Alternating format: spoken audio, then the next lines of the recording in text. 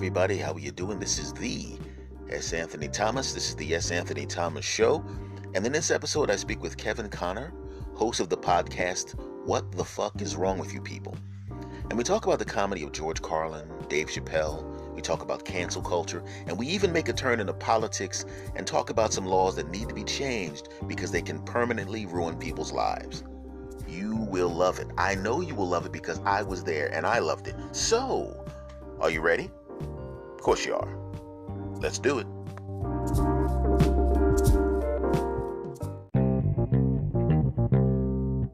For those of you listening, this is Kevin, Connor, and me.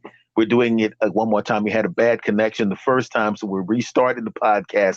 Technically, for you people listening, this is the first time you're hearing it. For us, this is the second time we're doing the podcast. So we're going to do this again. We're going to do this again now, folks. This is number 1 for you and number 2 for us. Okay? Yeah. All right. You know what? I have a little bit of a problem being called number 2. You're just going to have to deal with it, buddy. You know what? This is actually perfect. Because I'm sure you've listened to like a couple of my podcasts where I have said on the podcast, this is the 4th time I've recorded. You guys didn't hear the other 3 times. Mm-hmm. It's perfect. It's really for those of you listening, wherever you're listening. It's one of the things that people don't know behind the scenes is a lot of times if you don't do these podcasts live, there's a lot of things going on behind the scenes on the technical side, and it's like when you hear somebody like when you hear your favorite artist sing a song. By the time we as the customers or the fans hear the song, that person has sang that song about 5,000 times. And there you go with that. Now I'm going to ask you, Kevin. Yeah, Kevin. What made you start doing podcasts? You did, because I was jealous of you. Because you're so awesome. I mean, I don't. Well, let's be honest. Everyone is, but that's a whole different story. No, really. I mean, a lot of it was you. Because, I liked your podcast, and I thought, I've been thinking about this for a while, and when I asked you a question about podcasts, you actually answered. That's why I call you my podcast buddy. You're the only person of all the people that have done podcasts that actually gave me any sort of assistance, that gave me any sort of positivity. And so it really is because of you. And other people I would ask, I didn't say this last time, so maybe it's good we're doing it twice. Other people I'd ask for help, they basically like, what, you want to take my viewers? Type of bullshit coming from them. And I'm like, wow, you know what? Fuck you. You know what I mean? Well, by the way, just so everybody knows, once again, Kevin, or not once again, because they're hearing this for the first time, tell everybody the name of your podcast. All right. It's What the Fuck is Wrong with You People? As in I'm going to shorten it this time. As in, I named it because, I grew up, my dad, whenever my sister and I would do something screwed up, and dad get really pissed off. He'd say, what the fuck's wrong with you people? Don't you know how to do this, et cetera, et cetera, et cetera. So I grew up with the idea of you people being like a collective group of people who have done something stupid, right? And so that's where my perception came from. Although I later found out apparently down south it's like targeting minorities when they say you people. But no, I mean, I'm targeting all of humanity because fuck humanity. And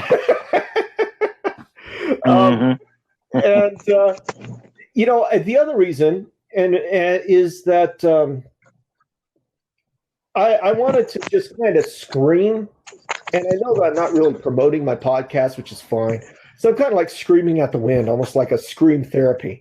And when I see something stupid on Twitter, instead of writing a huge Twitter feed thing about what I'm so pissed off with, which really turns people off big time or gets me some stalkers, instead I would like, I thought, well, I'll just scream into the podcast, right? If I don't like it, I'm going to delete it, which I've done several times.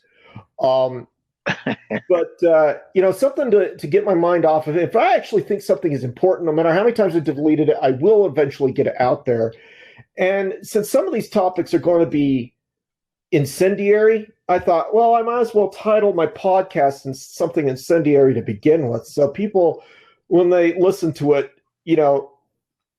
they won't be shocked. Does that make any sense? Yeah, I mean, it's just like anything else. It's like when you see a comic that is famous, like George Carlin. You pretty much know when you went to see him after the '70s or by the mid '70s. You didn't know what he was going to say because you're not supposed to know what he's going to say, but you knew that when you went to see George Carlin, he was not going to pull any punches. So Right. if you went to a George Carlin concert and you were offended after 1975, that's your fault. Exactly. The same thing with Andrew Dice. You knew exactly. Yeah, or Dave Chappelle. It's like He's like you. It's like Dave Chappelle. You don't know what he's going to say, but if you're going in there looking for Jay Leno, then come on. You know what? That's not. I'm sorry to interrupt you. I just got to say, I've watched some of his stand-up where he supposedly offended swaths of people across the land, and maybe something's fucked in my brain. Maybe there's a what's wrong with me, Kevin? But I can't find anything offensive in anything that he said. Mostly because a lot of what he says comes from his perspective, which means, okay, that's what he thinks. And well, if I don't agree with it, I don't fucking agree with it, But I even looked for that supposed transphobic comment that he made. I mean, and he said it, and he told this whole story. In fact, it's on his recent Netflix special about he went into a discussion with a trans woman, and apparently the only people that really went after him, the vast majority weren't trans. And he has all these letters from these trans people that are saying, "Oh yeah, that's kind of you actually understand some of what we're going through. You put comedy to it," and it just, I don't know. I don't know, and I don't understand how some people can't view him without trying to drum up some controversy. Of course, people have been trying to. It's an interesting thing because, when you push the envelope, you're always. I mean, it's just like anything else. If you push the envelope, part of pushing the envelope is realizing that every once in a while you're gonna. It's like a line. They say when you push the line or you push the envelope, you're going to go over it. You're literally going to go over it. You're going to offend someone, and you would hope that you're not hurting someone's You're not hurting someone. I'm not necessarily hurting someone's feeling, but making them feel like crap. Because I know that there'll be times when somebody will say things that I guess, like you said, I don't agree with, or maybe it hits me. But I mean, I'm a bad example. I've been in comics since like '86, so it's like super hard to offend me or shock me. You know what I mean? Yeah. So I don't necessarily know if I'm the best at this kind of thing because I've heard everything, and I also know what it's like to be around comics when they're not being recorded and when they're not performing. And I know that what you normally see, even in a special like that, is like 1/10 of a level of offensive as they would be when you're sitting around the table with them. So, so it's like, but he's closer to actual conversations that people have said that I've heard. Yeah. As far as that special is concerned, I see where if you're sensitive, if the bit hits you specifically, I can see why a person would get upset. But I know in a similar situation when things hit me like that, and I'm a bad example. Like I said, I've been in the comics since I was 17 years old. I just, I go, well, if somebody hits me with something, I usually go, I didn't like that too much. Next, and then I move on about my business because I don't really personally give a crap. But I can see, how it is when you're part of some kind of marginalized group, and you're just coming into your own, and you're just becoming people are just starting to accept you.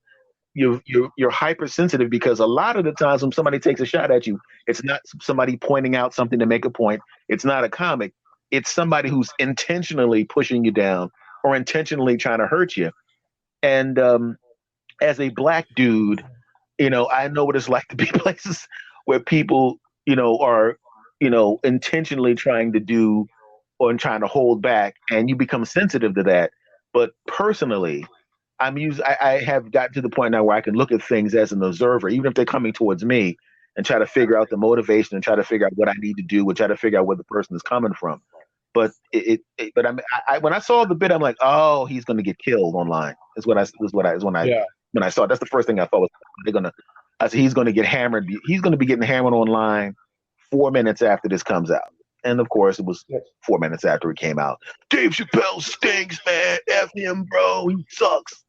Yeah, you know what? Yeah, you're right. You're right. And I think maybe my problem is that I grew up loving the clean version of Don Rickles, because I was never privy to his comedy club style, and even his clean version, he was pretty harsh. But I knew growing up, because I was introduced to it at a young age. I knew that he didn't actually mean the shit that he was saying, and I understood that comics, when they're doing a bit, it's exaggerated bullshit. Mm-hmm. And that is, there are times where they pause and do something serious, but and Rodney Dangerfield, because Rodney Dangerfield was always talking about this, or Phyllis Diller talking about Fang. There was no Fang, but there were people that actually got offended when she made fun of Fang, and it's like, so maybe that's my problem too. When I saw that, I thought, you know what, Dave Chappelle, knowing his history, I know you got to take. I mean, I don't entirely agree with him doing something like that. Although I think, well, he was trying to get a shock comedy out there. It's like, I'm gonna stop you for a second. Remember what the special was called, though. As soon as I saw that the special was called Sticks and Stones, I was like, okay, I know where he's going now. Yeah, that's true. It's like I said, I know he's intentionally going to be out. I said, as soon as I saw the name of it, I went, this is the one where he goes and he pushes the envelope as hard as he possibly can to make a point. And so going in, I already knew what was coming. And so, but like I just said, I try my best to stand back and to look at it as objectively as possible, because I want to know where they're coming from. And a lot of times you have to listen to the whole routine, because sometimes you'll be, as someone who writes stuff like this, not like that. I mean, my sense of humor doesn't go that far to the edge, but when you write bits, well, it's going to be offensive in the beginning, you have to hope that the audience will wait long enough for you to get to the other part. Like if you do a character and the character is an offensive character, there's a reason that the character is offensive. It's just like when you watch a movie, the bad guy is going to be super bad in the beginning of the movie, so you're invested enough. So later on in the movie, when he gets his ass whipped, you're enjoying it. It's like when you watch the WWE, when Vince McMahon was the heel. The week before the pay-per-view, to boost sales, he would do something like almost run the guy over with a car or blow up his house, something stupid, so you can get some good, get him, get Vince, kick his ass. Then when WrestleMania shows up and he gets his ass whipped, people are invested in it. So when I was watching his bits, the only thing I was thinking was, I knew where he was going a couple seconds in, and I'm going, okay, I knew where he was going, because like I said, I never grew up with any kind of prejudice against gay people or trans people. I just don't have the negative feelings towards them, so it can't come out of me. I never had I lived in LA, I lived in Hollywood, I lived in San Francisco. I had friends that were they were transsexuals and homosexuals, and I never treated them any differently, because I'd never thought of them as any different. Like, he's gay, I'm not. This is somebody who's transgender, I'm not. But so what? I just deal with the human being. If I'm going to dish you, I'm going to dish you because you did something stupid. It's not going to be because you're a white guy and Yeah, I'm gonna dish you because you did something stupid, and also because if I dish you because you did something stupid and keep your race and sex out of it, I can really hammer you. Yeah. You know what I'm saying? I don't have to jab you in the chin and say, well, since I'm gonna keep the race and the sex out of it, I can really take this verbal baseball bat and crack you right in the knee with it because you can't say anything because I talked about what you did, not who you are. Yeah. And that's actually why I don't really care for Don Rickles' comedy club stuff. I mean, he starts, 'cause, he's Jewish. He would start with the Jews, air quotes, with the Jews, and then go down the list of every single race and gender or combination. And just so that you would know where he's starting off at, he mocks himself and his culture, and then he mocks everyone else. And I never really cared for that, that type of stuff, because I mean, it's just like, it's like low-hanging fruit, and it doesn't take any effort to be at the low-hanging fruit. Although I do understand that, with people like Don Rickles who would go after everyone, it was almost like setting everyone at the same level of saying, you are all fuck-ups. Don't hold anyone else above anyone else. So I understand that mentality, and that mentality was very strong in the 60s. But I don't, it doesn't appeal to me. And, well, the thing is, I agree with you totally. He got grandfathered into be able to do it. Because like the people that came after him that tried it, they got crushed. But when Don would do it, people get, it's Don. Yeah. You know what I mean? Yeah, and I agree with the idea that comedy has to change for the society.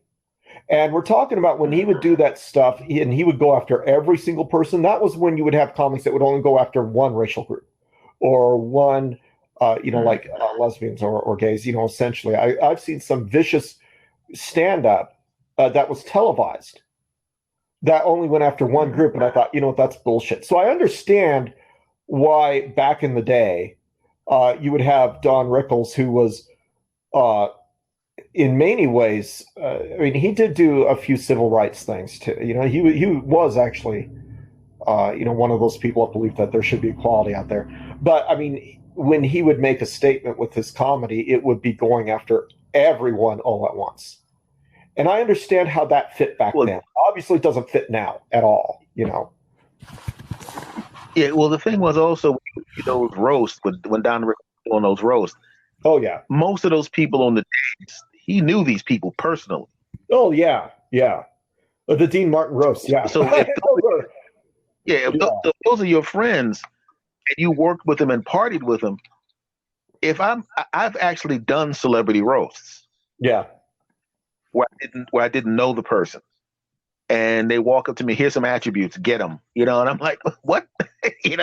And I kept it cool, and I've also done roasts where a celebrity roast where it was like a news anchor, but I knew her. Okay. I knew them personally. Yeah, so that roast looked a little different. Yeah. So the person was very smooth. They all both went extremely well, but the one where I knew them personally and, cause they go, and our host for the celebrity roast, that's Anthony Thomas. And she looked up. She didn't know I was there. She started laughing because I looked at her. I winked at her. She's like, he's going to kill me. And I'm like, then she said it by the mic like an idiot. She goes, he's going to kill me. And of course, she's going to kill me. And everybody started laughing. I looked at her and was like, yeah, you're getting it good. And so that roast looked different than the ones where I did it, where I didn't know. I don't know the mayoral candidate. I don't know. I'm in a city I don't live in. Yeah, we want you to stay around for one extra day on Sunday. Oh, no problem. Yeah, we want you to roast this mayoral candidate. I'm like, I don't know. Is he the current mayor? Or, I mean, am I going to have like the police follow me out of town and beat my ass or give me 55 tickets? Remember what you said about the mayor? You bastard. So, oh God, there's two things. Two things. Yeah, I'm sorry. Yeah, go ahead. I'm sorry. Okay. There are two things that you're saying. They just popped right in my head. The thing number one is the two different William Shatner roasts on Comedy Central. The first one, they actually had people who knew him. The second one, they didn't. The second one bombed. The first one was a success. That's because of that relationship that you're talking about. And then Dana Carvey's new stand-up thing on Netflix, he talks about how he roasted Bill Gates. He thought it was a success. Turned out it really bombed. And because he didn't know Bill Gates personally, if you haven't seen that one, it is fantastic. Anyway, I'm sorry. I just wanted to interject those two things that popped in my mind the moment you said that.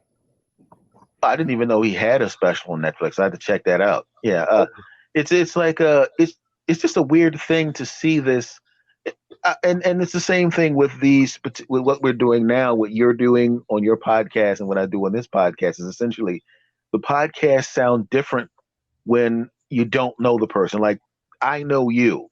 Yeah. The person before the podcast you're following is a comic that I didn't know personally, but I have known of for years. He's a big time comic, and he used to book the David Letterman show and those kind of things. I didn't know him, so I didn't know. I mean, his name, and I know you're listening, Eddie. I'm talking about you, obviously. So so his name's Eddie Brill. So great comic. So I didn't know him personally. Now, when he comes back on the show, the second time when he comes back again, it will be a different conversation because we had already talked for an hour and change. So we'll have history there. And we actually talked a little bit before the show and after the show and that kind of thing. And we follow each other on social media. So, but now I know him. So the next time he comes back, it's different, and so it's just one of those things where when you see people that know the person, if they know the person's really going to get it good because now, I mean, I know your wife's name is Cindy. I know your 3 kids. Your kids were at my house. I babysat your kids when you went on vacation. We worked on the show, but I can hammer you really good. But but these guys, they don't know these people on this roast. They go, okay, here's some stuff about Frank Johnson, and go. It's like, how are you going to insult somebody playfully? Because you're either going to be too soft or too hard on that person, unless you're a really good comedian. And that's why sometimes I watch those. Sometimes I watch the roast on TV, the newer ones, and I'm sitting there going, ugh, I know damn well you don't know that person. You need to be saying what you're saying. Yeah, I don't really like the newer roasts. I mean, I thought that the Shatner roast where George Takei was on, I've seen clips of that. George Takei, Nichelle Nichols, and that was fun because I knew that they knew each other. Although George still has some hate for William Shatner, and that I heard both sides of it, and I got to side with William Shatner on that, just because it seems that George, as much as I love George Takei, it seems that he really does have a raw nerve toward his relationship with William that goes beyond what anything he had ever done. But it was still interesting seeing those two interact, because it might be the last time that those two ever interact. And William Shatner. Let me just do one quick. Yeah. Let me just do one quick tribute to George Takei. Oh my. Yeah. Okay, go ahead. Oh, yeah. I mean, I love George Takei, and I follow him on Twitter. I love all this stuff. But and if you follow him on Twitter, they do have completely different personalities in a way where I can totally see how those two personalities came and are in conflict with each other. I can see how William Shatner is like, dude, I don't care why you put it behind you. And George Takei is a very, don't want to say uptight, more like a proper personality, where he's like, well, you did this, and so I don't like it. And then Walter Koenig was on Raw Nerve, speaking of Raw Nerves, with William Shatner, and he discussed that sort of relationship about how he had like an image of what William Shatner was doing, and they discussed how the two different how they approached their craft differently. And William Shatner was of the idea of it's the actor's job to always go up and always try to get themselves a better position. But from his perspective, he believed that every single actor was doing that. And Walter Koenig, Chekhov, he and a lot of other actors, they weren't doing that. So it seemed like you have an overbearing person and a lot of passive people, and there was no communication, and they bump heads like that. And that's kind of sad. Yeah, because when you think about, sometimes you'll see a show like what was that show with the Bruce Willis and Sybil Shepherd, Moonlighting? Oh yeah, Moonlighting. And obviously those two could not stand each other, and because of that, a show that should have stayed on longer did not stay on longer. Yeah. And just imagine the situation where you have to work with someone. It's bad enough. I mean, I've worked 9 to 5 jobs, right? Right. It's bad enough working 9 to 5 with somebody that sucks, in your opinion, when they're on the other side of the office or the other side of the warehouse, and you have to run into them 15 times in a day, but your only interaction with them is like 7 or 8 minutes at a time. But then you have to sit there and work with somebody you can't stand for 15 hours, and you got to stick your tongue down each other's throat every other scene or pretend like you want to, and you're going, Jesus Christ. I mean, I can't stand this person, but in the action, you're the most beautiful girl in the world. Yeah. You're the greatest guy ever. Cut, you bastard, scumbag. Other person biting onions to teach you a lesson. And so it's just one of those weird things. That's another reason doing like when you do podcasts, it's a little different, because you really are picking and choosing either to do it yourself, or you're picking and choosing who you want to work with, and making sure that you're not even going to waste your time with someone that you absolutely think blows. Because I don't know, because like when you know what I wanted to know, because you have a more incendiary podcast than I do, even my other one. Yeah. Your family and friends, how do they react? They don't fucking know that I have it.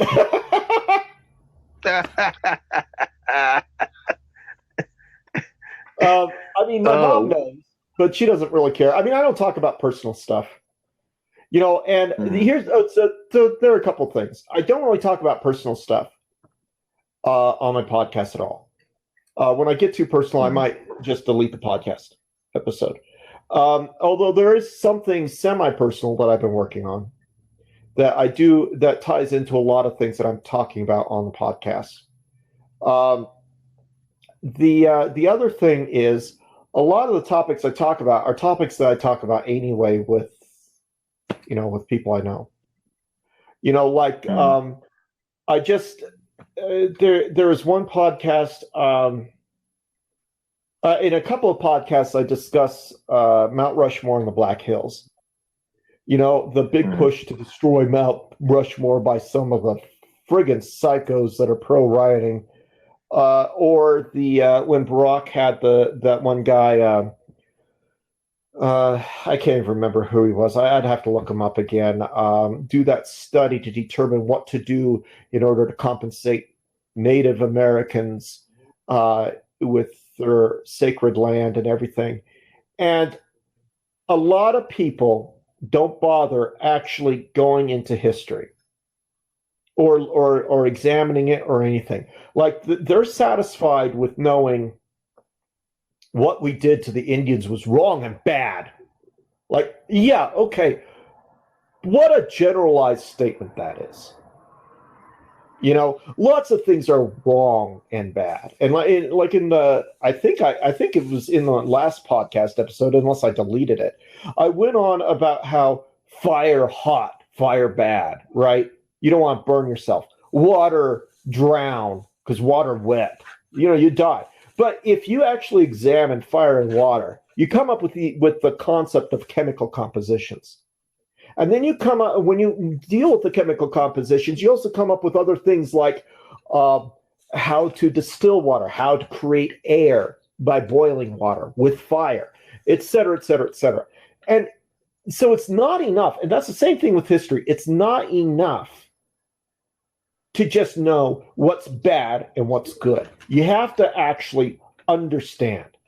And in this podcast, in one of the most recent episodes, I specifically discuss the Blackfeet, which are a division of the Lakota, the Sioux, and their claim toward the Black Hills. They don't have a claim to the Black Hills. I'm sorry, one second. My kitten is playing with things. No. Sorry about that interruption. I think your cat was upset with the way you were going.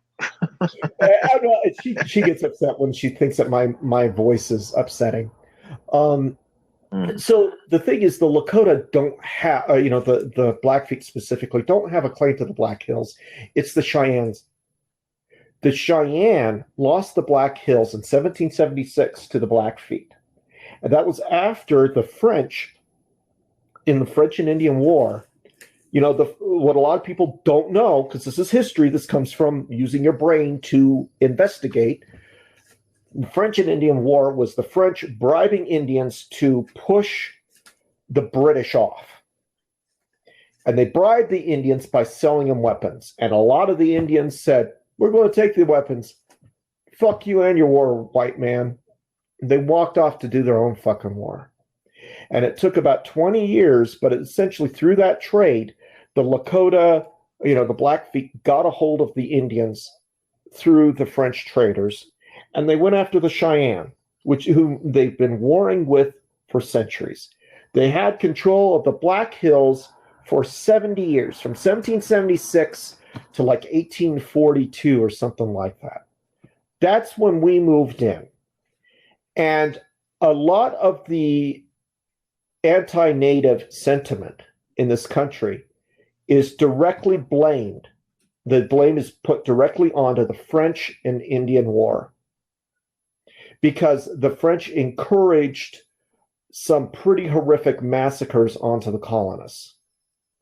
And so what happens is people like George Washington, who fought in that war, British soldiers, and among other generals who were also, other Revolutionary War generals, they were on the receiving end of not just a political war between France and Britain, but a race war from the native tribes onto them. Now, obviously, not all native tribes were going after the colonists.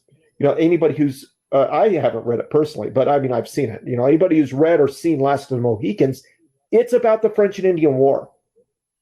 And the Indian tribes, they are not united. These tribes have been warring, and they have their own politics, and they've had their own politics for centuries. And so, I believe that the Iroquois, they were on the colonist side, but the British didn't necessarily arm them in the same way that the French armed their allied tribes. So a lot of that racism against the native tribes came out of that horrific war. That it was 9 years of massacres, of guerrilla tactics, of brutal warfare. And that's also where we learned the guerrilla tactics that we used against the British during the Revolutionary War. So when you examine who does Mount Rushmore belong to, and you go back and you think, we've actually owned Mount Rushmore longer than the Blackfeet, and apparently it's not the Blackfeet, it's the Cheyenne that need it. Then you start coming up with the whole idea of, okay, we've got a real problem with here, because how do we handle reparations? How do we handle this actual situation, which has been compounded by a fucking idiotic report that didn't have any knowledge backing it, that's been regurgitated through the progressive mindset because, Barack commissioned it. And as much as I love Barack, I mean, I have an approval rating of him equal to his approval rating in office when he left office, 60-40. 60% of him I love, 40% of him I don't love. And that idiotic report, if you read through it and go through it, the report is, it's mind-boggling stupid is the only way to put it. But it set the ground for it. Isn't it just an interesting thing? The further you go back, and the more intricate these things get, it just becomes more and more confusing about who, what, when, where, and why. We don't even know how to handle things that happened 20 years ago. You haven't even figured out how to handle things that happened from the 60s, And that's a problem. or from the 50s. Hell, we haven't figured out how to handle those things. We don't know how to handle things that happened last week. Oh God, not especially not last week. Last week has been terrible. But So I mean, it's just so. And I mean, you hit the nail on the head. And I'm sorry, I didn't mean to go on, but you hit the nail on the head exactly.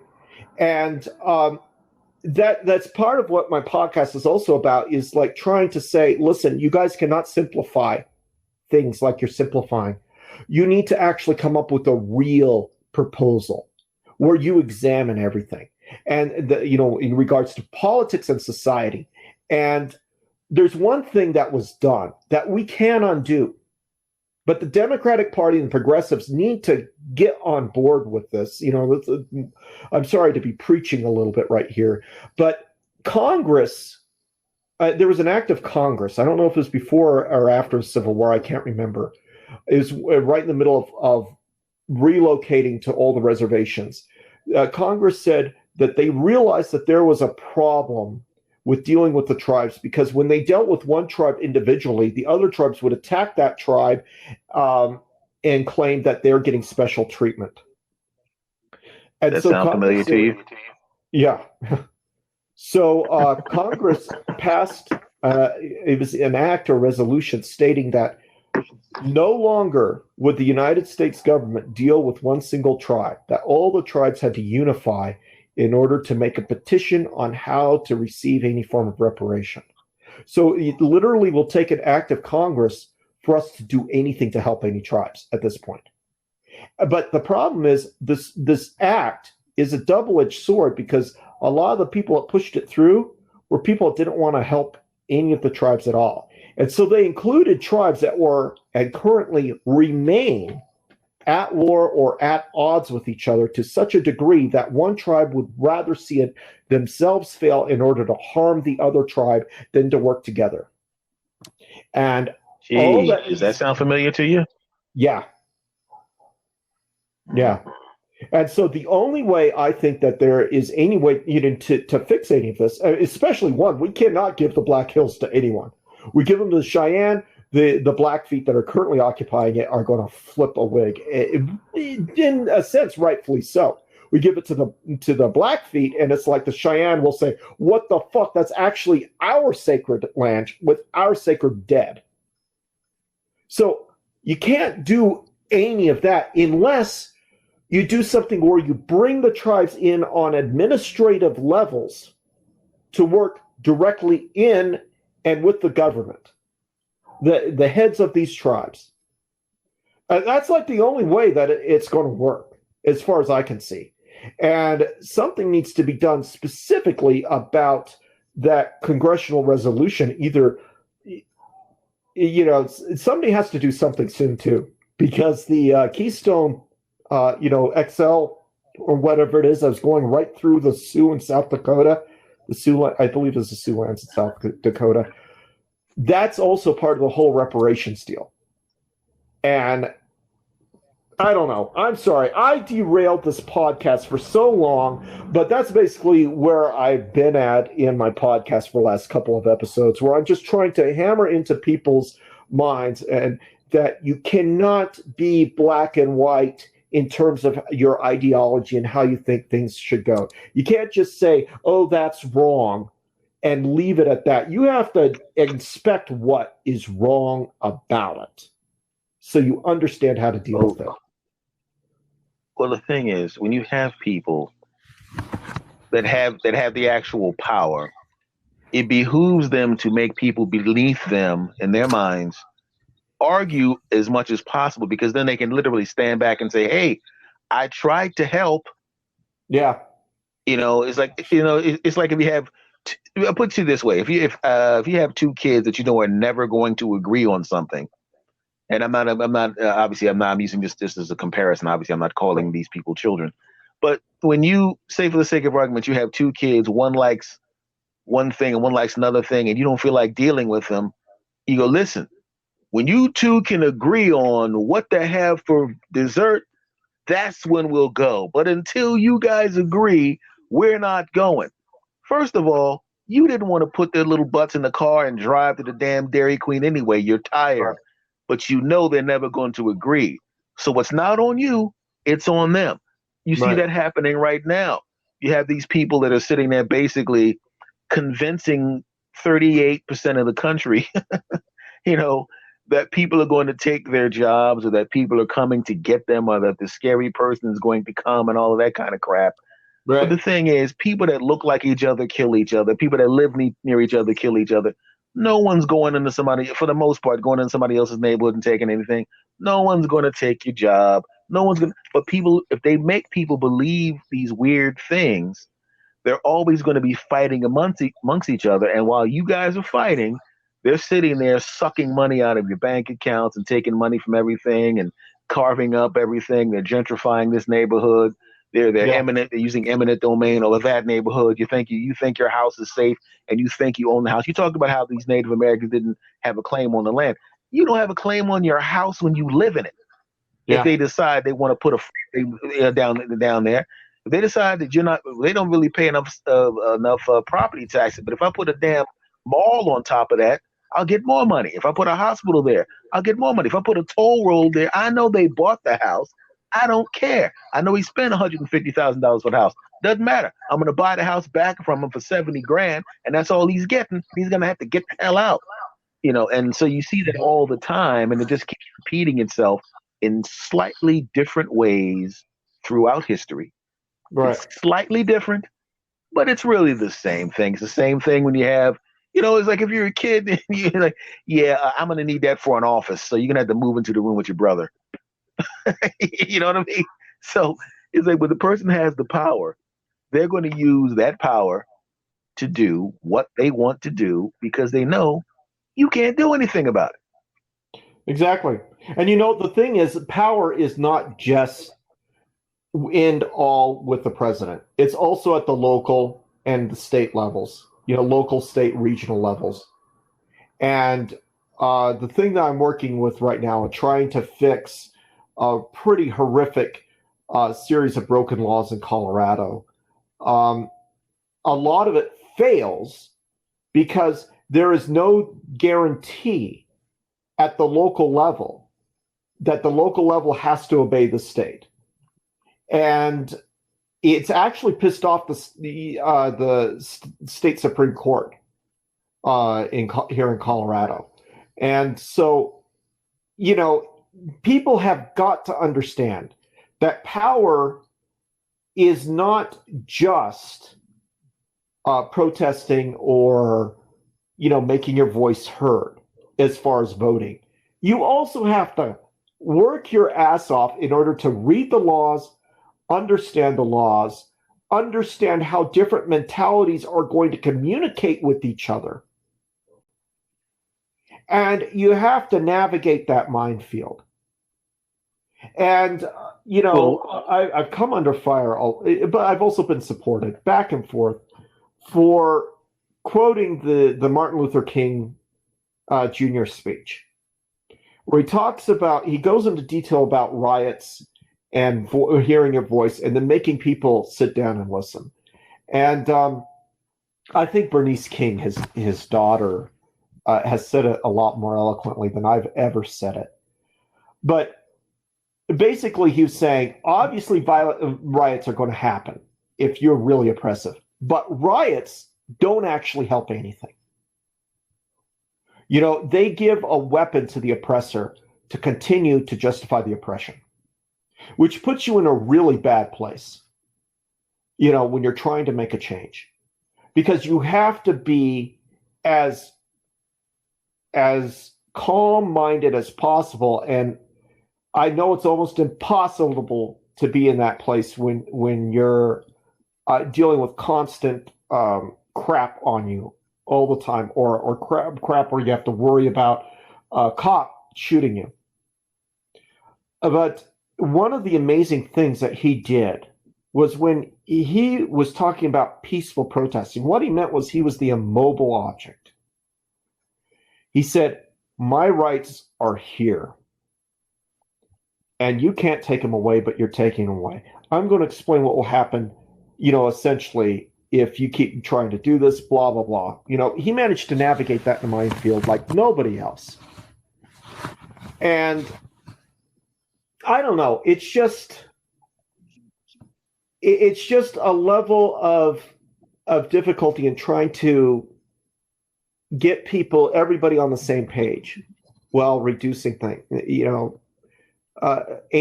minimizing any sort of loss and minimizing backlash.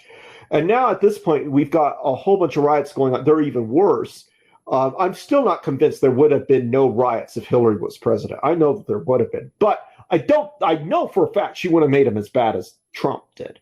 I mean, Trump went out there to exacerbate them because he knew how to divide and conquer. And that's because it's easy for a man who thinks nothing but hate to play people off each other, to feed into people's anger and say, you have to destroy this. And then, just the kind of subtlety, the way, as verbose as he is, he's got that subtle racism to him because he's been doing that for years. The way he cut, the way he kicked people out of their homes in New York, the way he fucked over anybody who wasn't white, who was renting on his land. He does know how to manipulate the law. And the only way to fight someone like that is to use the law, to do it at the local, at the state, at the regional levels, to get the right judges in, to know who the fuck is in your community, and to get the people you want in power at every level. And he managed to exacerbate it even more with his little stunts with the National Guards and the mercenary troops that he deputized as police who didn't have to wear name tags and shit like that. So I don't know. Maybe I derailed it too much here. I can't even remember what point I'm making. I guess the general point is, you've got to know that the people who are oppressing aren't just oppressing the people they're really coming down on, but they're also oppressing the people one step, I guess you could say, on one rung higher on the so-called racism ladder, right? Because they can always say, I can make your life worse by moving you one rung down. And people have got to realize they cannot be played like that. You cannot be played like that. You got to work together. You got to focus on what you can change. And you got to also realize the elites are 1% of the fucking population here. We are way more than 1% of the population as a collective whole of Americans who believe in rights for everyone. We shouldn't be letting the minority of elite oppressive pieces of crap dictating our laws or how we should live or how we should talk to each other. I don't know. I'm just ranting. I'm sorry. Well, the thing is, you got to get to a situation where you realize that they are going to basically, it's like the COINTEL program in the 60s, when they had the groups fighting each other and like I said, it's always the same thing. If you think about it, what is Black Friday? Right? What do they make people do on Black Friday? I mean, if it was me and I ran a store and I had 500 people sitting in my parking lot getting into fistfights by coming into my store, that would only happen one time. Right. Exactly. I would never want that to happen again. It would never happen again. I would go, you know what? I got to change everything because I can't have my customers beating each other's asses in the parking lot and stomping over each other to try to get into the place. I can't have that. Because if you think about it, especially when the internet became what it is now, you could basically just go, look, the first 500 people online are going to get this stuff. Here's your code number. You're still going to sell the same amount of products. Now, you may not get the impulse buy when they're in there, but I would, I don't want people knocking. They do it on the news all the time. Look at all of these people standing outside of whatever the store is because I got the last flop, blah, blah, blah, blah. Yeah, but you stepped on some dude's neck to get the damn thing, and I don't want. And you when you get people in this kind of situations, you can basically bring out the worst in them because they get into the mob mentality and they start to attack the door. Like when you open the door and everybody rushes in to get the bridal gowns. I mean, What the hell is that? Yeah. And that's just somebody getting something from a store. Well, what about you tell somebody, listen, those people over there, um, they're going to do something that's going to make your house worth less, Yeah. you know, and they're also going to do something to this, and they're going to do something to that, and this one's going to take your job. I'm not saying anything. All I'm saying is, if it was me and I knew that guy was going to take my job, I would do something. I'm not telling you to do anything. I'm just saying that I wouldn't allow that to happen because I love my family. And then then they're over there fighting, and you're sitting back on what a bunch of dopes. They don't realize I'm going to take their house in 6 years. Yeah. So, and so you just sit there watching. And I, as someone who's looking at the whole situation, when you're dealing with people that think in terms of decades, and you're thinking in terms of right now, they don't want you thinking long term, because if you think long term, you'll begin to strategize long term. If you're trying to figure out how to survive right now, you can't think like a CEO, because the CEO can look at the big picture. The person who's on the assembly line has to concentrate on the widget that's coming by, because if they lose their concentration, they could also lose a finger. So they're not thinking about the bottom line of the business. They're not thinking about stock options. They're not thinking about acquiring land. They're thinking about this widget's coming by, and I got to have my hands in the right place, because if I mess up, they're going to slow down. I'm going to get in trouble. I'm going to get written up. And that's how most people are living. You're concentrating because you have to. You're concentrating on the widget that's coming by on the conveyor belt right in front of you, because that's how you get the money to live in your house. The person who owns the business is going, I can squeeze some more widgets out of these dudes. Yeah. Yep. I know it's bad for that. I know that it's too hot there, and a couple of them are going to pass out. Maybe two of them will sue me, but they're only going to get 500 grand. But by the time they get that 500 grand, I will have made 47 million. I think it's worth it. Bam. Yeah. And that's the world we're living in right now. That's what we're living with right now. Yeah, it's depressing. But you know what? You gotta change. Not you. Just people have got to figure out how to make changes, and they've got to make changes in ways that's just not seen, by the people who like to think of themselves as manipulators. And here's the other thing. There are in trying to fix the law here in Colorado, I've discovered that a lot of Republicans, it's in how you phrase what's going on. A lot of Republicans, a lot of Democrats think about the same things when they're elected officials. Yeah, sure, there are big ticket issues on their platforms for the parties where they have ideological divides. But 90 to 98% of the time, you have bipartisan cooperation. And a lot of laws, if you think something's broken and you frame it in a way that, somebody who's your ideological opposite can understand and can appreciate, you can get a lot of help. And I've gotten a lot of help from people who are my total ideological opposite. I mean, I'm talking about diehard Republican. I believe that Barack was a Muslim type of thing. Like, you don't talk about that. I don't talk about that. Wrong conversation to have with me, right? I talk about the thing of, you know what, this is happening here. This law can actually hurt you because I can do this to you. And then they immediately say, oh, wow, that's broken. Say, yeah, I don't like it. You don't like it. We both agree that there needs to be a law here that deals with this issue, but clearly this is where it fails. And they're immediately on board.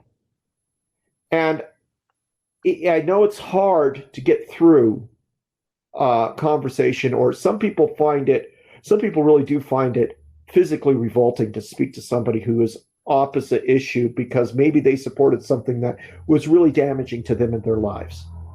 And I totally get that. And I think, I don't believe that I've ever been that misfortunate, but I know that a lot of people have. But I'm telling you, there are forms of communication there. And what is the whole? What? I'm sorry. Go ahead. No. You go ahead. No, I was just what I wanted to know is because I've never actually been to Colorado, Yeah. so I don't know. Like, I mean, I'm in New Jersey or Right. Philadelphia or New York. I mean, I know these areas because that's where I'm from. But when you're talking about, you know, when you think about places where things are really effed up, the rest of the country, from what I've seen and from the people that I know, they never bring up Colorado as a Well, place where they always think of down south or New York, but they never go yeah. Colorado has problems. They only think about is mountains and people ride bikes and everybody's skinny. Well, believe it You or know, not. that's what they think of when. Yeah. Okay. I'll tell you. Um, believe it or not, this only just recently happened within the last 5 years. And a lot of people don't realize how fucked up this situation is because a lot of people don't understand what civil background checks are. Mm-hmm. And a lot of people don't understand that there are laws that the red flag laws are based on.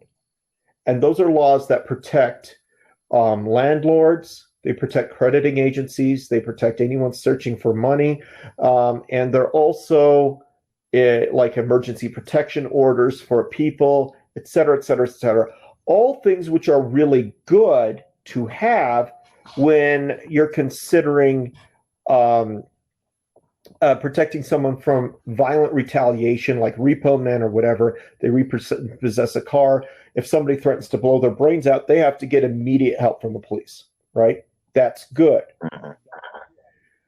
Colorado recently went through repeal and replace of laws that suppress false accusations for criminal accusations. And they were advised by a task force that I believe was run by Amy Larson. I spoke to her for about 5 minutes, and I was supposed to speak to her again. Could never get in touch with her because she's too busy.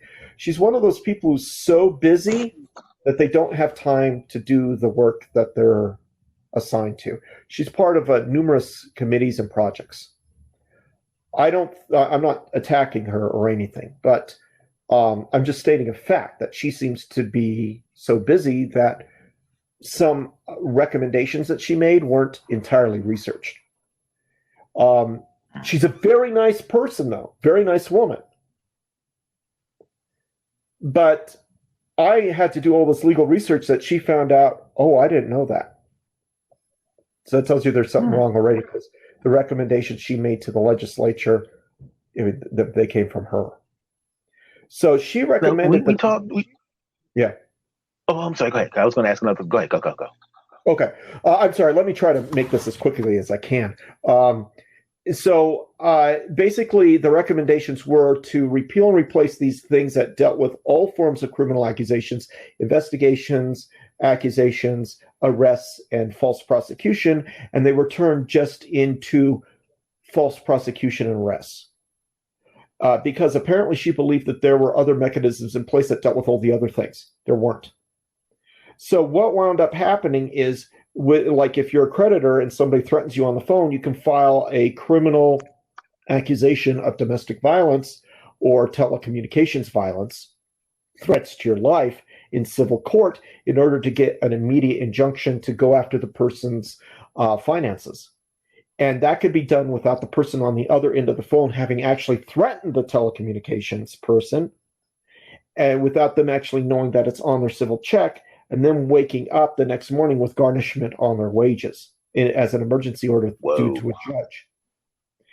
Same thing with landlords kicking people out. Oh, man. That's what I wanted to get to. Go ahead. Yeah, that's what I was going to ask you next. Yeah. And so what happens is, even if you go to court and prove that it was false, it's on your civil check as a criminal complaint. And the criminal complaint, a lot of background check agencies, they will do background checks for criminal complaints, not background checks based off of which court's in criminal or civil. So if you were so innocent that you weren't arrested, it's permanent on your record. If you were guilty enough to be arrested, you could actually get it sealed through 24-17, 72-700 at Sequitur. You can get it and any other public records expunged, including civil court records.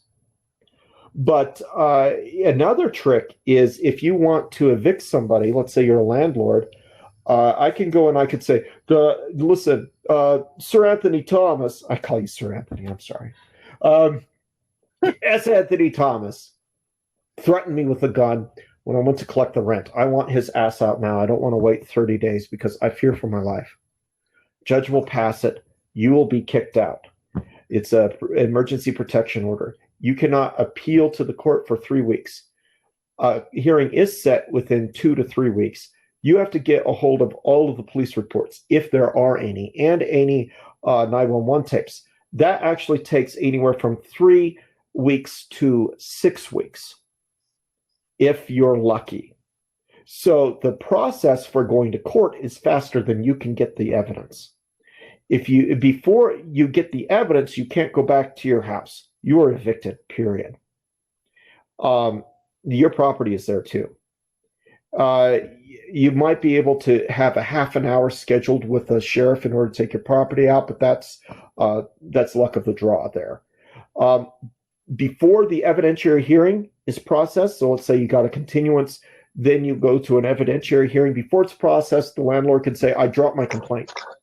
But, so he lied saying that you were arrested, or it was me, I don't know, whoever made the complaint, lied, said that you were arrested, said that you flashed a gun in his face.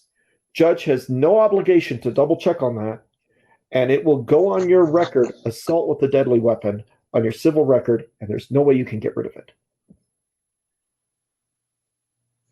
That is a problem in many ways. The first way is, obviously, it's the kind of thing that could literally damage your life permanently. And also, if you're the kind of person that's actually, someone could go, well, you didn't ruin my life, so it doesn't really matter what I do now. They might actually show up with a gun for real. Oh, and get this, these emergency or these red flag laws, the last study that was carried out was done in like 2002, and they discovered that they actually increased gun violence on the people that have filed for protection. So they're not actually doing what people think they're doing, at least not in the civil court. Now, in the criminal court, the criminal orders of protection, they require that you have proof before you walk into that courtroom. It's almost always a result of the police and prosecutors applying for it on your behalf as the person who threatened or has been actually arrested is sitting in the courtroom. Those do tend to be effective. The civil ones, no. And nobody wants to touch them because they think that because these victims first laws protect, they think of them as protecting women. Okay, well, they can if there is something to clean up after it. Like, I'm not against these laws. I'm against the fact that there is no cleanup after to handle a false or dropped accusation. That is a big problem. Like, if I could, or anybody, I think they could deal with an inconvenience of 3 weeks. If it's one of those situations where it's filed against you then dropped, that would be like an inconvenience for 3 weeks, a really shitty inconvenience for 3 weeks, but then it's like gone. If that's the case, okay, it will save lives at some point. But the only state that I know of that actually has a cleanup afterwards is California, and it resulted from a 2009 case where a guy had to have himself physically arrested. He had to get the prosecutor to agree to arrest him, to drop the case in court and say, I want to expunge this. And then he took that expungement order and applied it to the civil case, which had no proof against him. And so that's something that you can technically do here in Colorado, but apparently You got to find the right law firm because these law firms won't even try it because they're afraid that they'll get disbarred if they try it. And a lot of prosecutors say, I'll get disbarred if I bring it to court. So that's another fear. These lawyers don't want to touch it because they're afraid that they can't win and they might get disbarred for trying something in court, knowing that the system has failed and has a huge hole in it. So it looks like I managed to get unchecked power. Yeah, it looks like I got some change done. I know that when I talked to Senator Pete Lee, he argued with me for about 5 minutes, telling me, when you're in civil court, it's not public unless the judge finds guilt.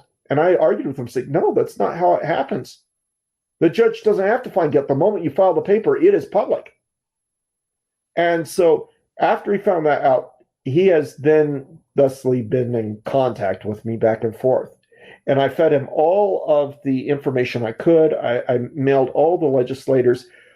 I'm like the only fucking person, well, Mom has been helping me. I'm like the only fucking person that's actually been calling everyone, publicly mocked for trying to get something some changed by Randy Pitchford, of all people, owner of Gearbox, and this fucking little prick who runs this game developer conference in Europe, telling me that the one person can't make a change at all.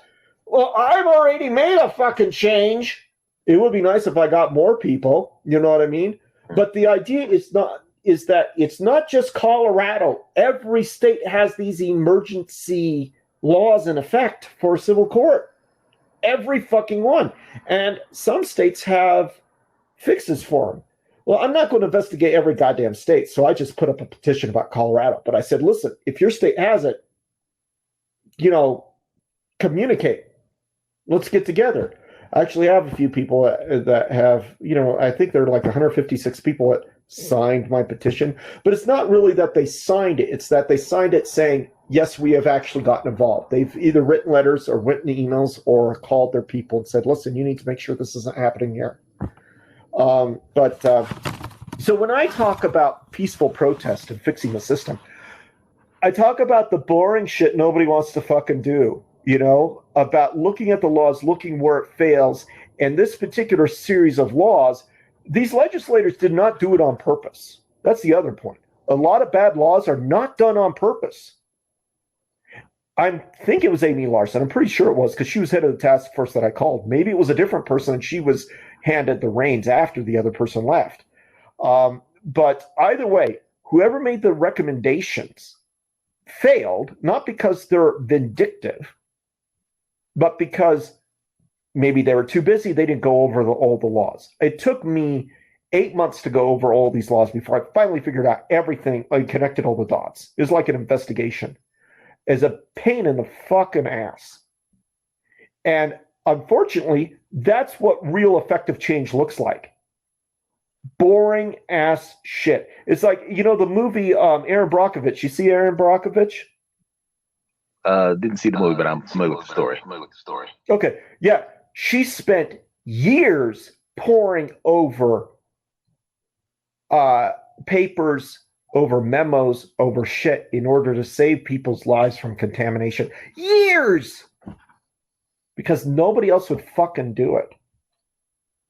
And unfortunately, that's what effective change is half the time. It's boring work nobody wants to do. But you got to get involved if you think that you want to do something. I'm not saying protesting is ineffectual. Protesting is great for highlighting, putting a spotlight on the issue. But then you got to go through the issue. You got to see, how can we fix it where people can't deny the fix? And that's what Martin Luther King Jr. did. When he sat down negotiating with people, I saw so many interviews of him. As my teachers pummeled that shit into my mind. I'm thankful I had the teachers I did. They pummeled that into the mind of what civil rights was. Interviews with Robert Moses, Martin Luther King Jr., Malcolm X, not so much Malcolm X, but, because he didn't really do that sort of thing. And other things like how LBJ confronted people in Congress to get the Civil Rights Act and Voting Rights Act passed. And I tell you, that's the big accomplishment that the major civil rights people did, was sitting down at the table with people who didn't want to give them any power and saying, okay, well, I figured out there's something you can't stop, and this is something we're going to be changing. You should be working with us on this.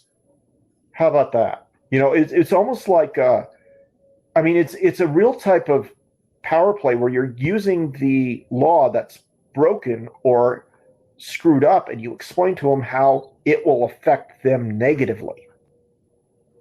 And oftentimes that's what you need to do. You need to tell people this will affect you even worse down the line if you don't fix it now. Even if you're a racist piece of shit, you need to understand we can use this to fuck you over too. Of course, some people, like Stephen Colbert's father, Stephen Colbert did a thing on his dad. His father was part of one of the major negotiations that was it in Memphis?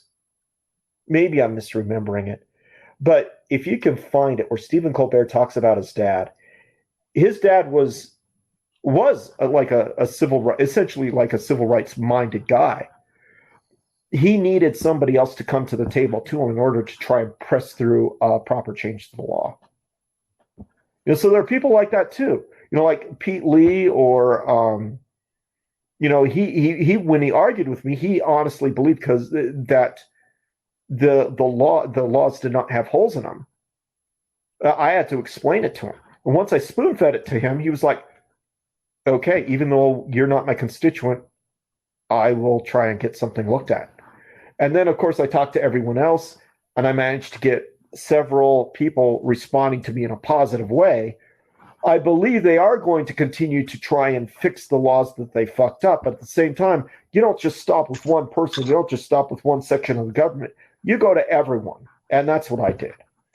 And I'm still trying to go to everyone. And so I don't know how things are going to end up. But I dominated that conversation for 20 minutes. I'm sorry about that, sir. You do realize that's what you're here. Oh, yeah. Okay, let's talk about something. It's just an interesting thing. I just didn't, every area of the country has, its own bleep ups and things that are just where they damage their constituents, and it absolutely blows that you have to fight this hard just to get back to zero. Just to get to the point where people treat you fairly, you have to go through these bloody, metaphorically speaking, these bloody battles. And, it would just be so, if you could just get up, walk out your house, be treated fairly, live your life, and come home, and it would be really easy to do, because when people decide they want to, when they want something to happen, because it's not, when you think about the government, it's not about the mechanisms, it's about the motivation. All the tools they need to help people or to do the right things already exist, but you just have to put people there that have the motivation to use the tools properly. Say if you put a screwdriver in my hand, I'm going to fix the door. You put the screwdriver in the hand of a psychopath, he's going to stab you in the leg with it. So it's not the tool for the most part, it's the people who have access to the tools. And once again, if they keep everybody fighting with each other, what do? They sit back while everybody's fighting, as they sit back and have all the time they need to figure out how to screw people over, and everybody's so busy fighting with each other that they allow it to happen. And when you try to tell them, they think that you're lying, and you go, oh God, what am I gonna do? I'm trying to help you out here. Yeah, I know. And you know what? The thing is, the repeal and replace of these laws that have been going on, which created this problem, it actually made it so that if you were arrested, you had more rights than someone who was accused but not arrested, which is really fucked. But the legislature was actually trying to simplify the Colorado Code. Instead, what they did was they cut too much out of it when they thought they were simplifying it. And in addition to that, they actually violated a Supreme Court ruling. I don't want to go into it, but there was a Supreme Court ruling in 1958 that these laws wound up violating, It also wound up violating a few other privacy laws. And then these privacy laws is like, at this point, there's so many written, you could probably simplify it even more, which is what my petition's about, an Innocence Act, where it's very, very simple of, if nothing has been found, if it was dropped, if it was this, and this, then it just needs to be automatic in order to clear the court system. And it resembles the California method, actually. So if anybody was going to help out with this, how would they do that? Well, I do have a petition on the thing. It's change.org/Innocence Act. Now, if you want to help, keep in mind that if you don't care about Colorado, that's okay. You should also look into your own laws in your own state and make sure this shit isn't going on in there too. Because a lot of these laws, a lot of people are changing laws based off of national legal databases that say this law works in this state, and they don't understand that some states have mechanisms that handle a fucked up situation. Like someone making an accusation and dropping it. Like California, they make an accusation, they drop it. Okay, they can actually expunge it from civil court. Colorado, they can't. So it's like they took the law that was pre-written and they put it in Colorado that resembled the California law, without realizing California also had a means to deal with it afterwards. So once again, not all legislators are out to fuck you over.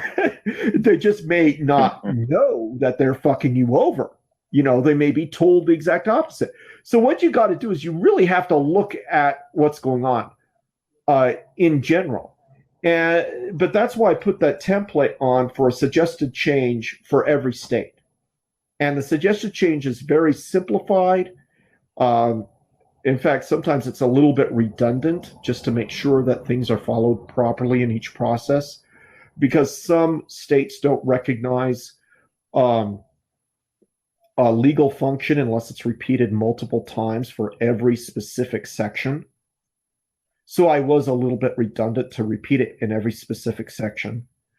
And the whole idea with that is to convince the legislators, listen, you should pass this law that if the person has not been proven guilty, if there is no action, if they've been investigated by a third party, disinterested party, or maybe two, and it proved that there was nothing illicit there, that it didn't meet the bar to be in civil court, that didn't meet the bar to be in criminal court, that it should just go away. Then it should actually be expunged. And what a lot of people don't understand is that when it's expunged, it doesn't prevent judges or prosecutors or law enforcement from looking at an expunged accusation. What it does is it prevents John Q. public from looking at it. Now, law enforcement, they probably should look at an expunged accusation because, well, let's say you had multiple things and all of a sudden it's starting to add up.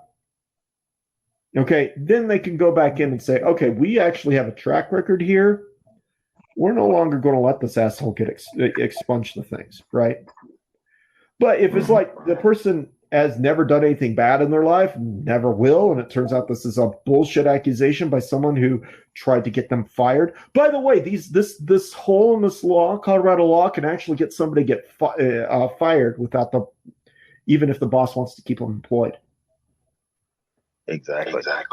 So, the idea is basically just, signing the petition is great. Sharing it is great. Call your legislator, look at your own laws, and it's something like the revised statutes. Your laws are almost always in a packet called revised statutes, like Colorado revised statutes. I believe California's is called the California Revised Statutes, or something like that. Some states have a little bit different naming order, but all the laws are there.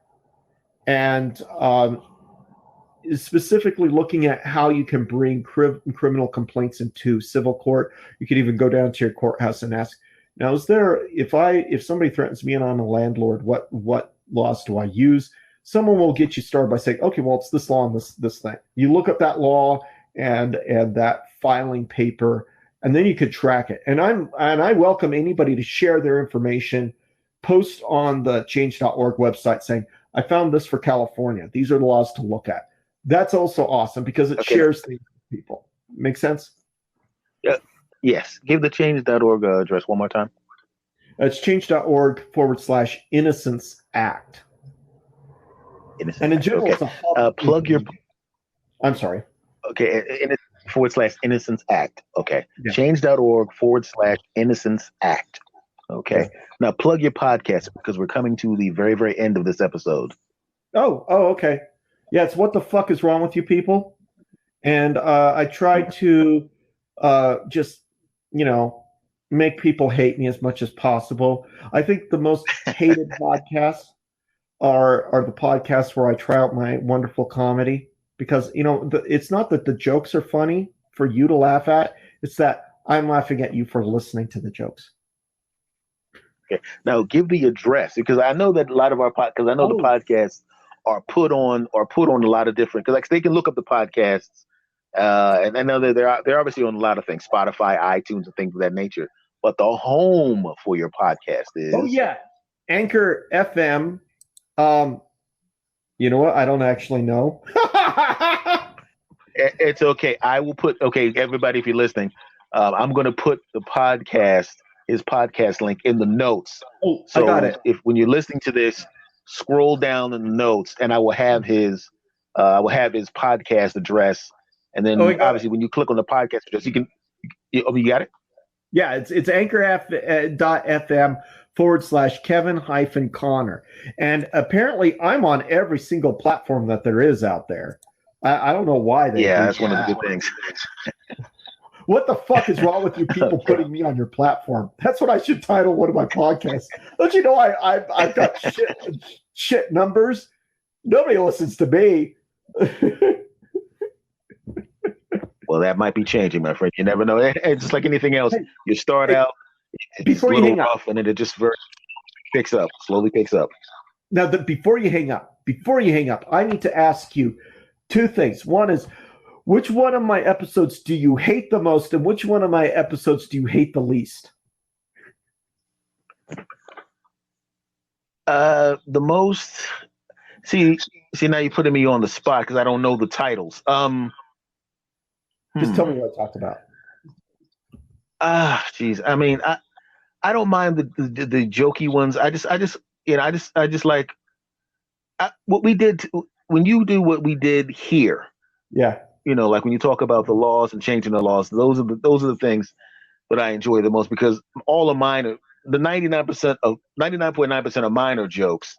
So sometimes I'll go to things that are the exact opposite of what I'm doing at the time. So my jokes are. That's the best way I can put it. I don't hate them. You should. You should hate them. They're bad.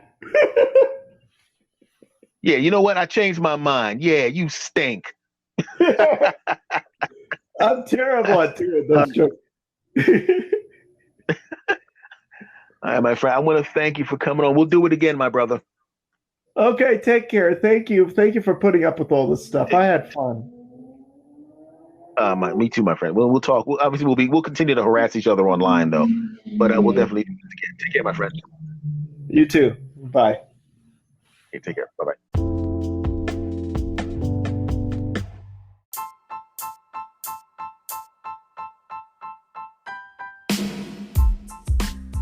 Well, did you enjoy that? I did, Kevin did, and I'm pretty sure you did too. We had some fun and we learned some things. That's always the best way to go, to have fun and to learn some things. And you know what I learned? I have the coolest audience in the world. Yes, I'm sucking up to you people. Just give me a break, okay? All this love feels great. Much love to you all, and thank you for everything that you do. See you again next time. Bye.